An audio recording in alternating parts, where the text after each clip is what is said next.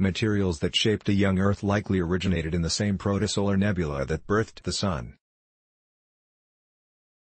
Credit: NASA/SDO. Our Sun is a lifeless, fiery ball of gas fueled by a nuclear inferno. Earth, meanwhile, is a rocky, layered planet covered by water and teeming with life. Nevertheless, the elemental composition of these two celestial bodies is surprisingly similar. The elements in the Sun and Earth are pretty much the same, though Earth had less of the Sun's more volatile elements, which evaporate at high temperatures, a new analysis reveals. This suggests that Earth formed from material in the solar nebula, the cloud of dust and gas that shaped the Sun, but volatile elements such as helium, hydrogen, oxygen and nitrogen were stripped away during our planet's formation. The tools used in the current study could also help reveal the composition of exoplanets orbiting distant stars, the study authors reported. Spaced out. 101 astronomy images that will blow your mind. First, the researchers analyzed elements that appeared in rocky meteorites that fell to Earth, known as chondrites. Chondrites, which also formed in the protosolar nebula, are often used as proxies for understanding the Sun's chemical makeup, the researchers wrote.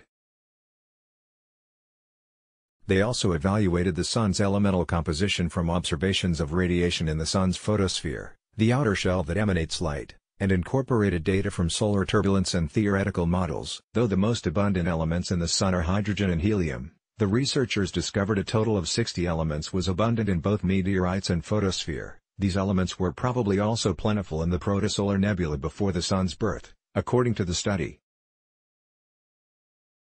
Then, the scientists compared their results to the elemental composition of Earth's core and primitive mantle, which can be gleaned through a combination of mathematical models, seismic data and rock samples. They found that while Earth shared most of the same elements as chondrites and the Sun, Earth had devolatilized, lost volatile elements over time, and that this was an inherent process as the inner solar system took shape, the researchers wrote. This comparison yields a wealth of information about the way the Earth formed, study co-author Trevor Ireland, a professor of geochemistry and cosmochemistry with the Research School of Earth Sciences at the Australian National University, ANU, in Canberra, said in a statement. Similar evaluations could be done for planets orbiting stars other than our Sun.